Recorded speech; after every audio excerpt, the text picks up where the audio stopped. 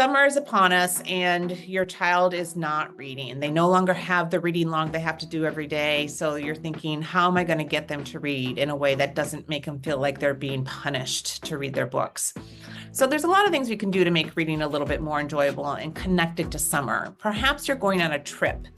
And for that trip, there's a number of different sites you're going to be seeing, or there's history behind the areas you're going to see. Perhaps you can do some reading that's related to that so that it's not necessarily an entire book, but they can learn about the place that they're going to.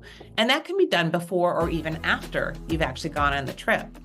If you have a long car ride, I really recommend doing audiobooks in the car. These are a fabulous way for everybody to listen to the story and have conversations about what's happening and making sure that they're very engaged with the story. And then you can even have something to talk about over dinner that perhaps isn't related to how much longer before we get there. But the other thing you can do is try to find kids in the neighborhood or perhaps at the school that are in the same age group and start a reading book club for each of your kids. It's a lot more fun to read the books when there are other kids reading the book too, and they have that conversation. It also makes them a little bit more compelled to read when they have that peer pressure to go along with it.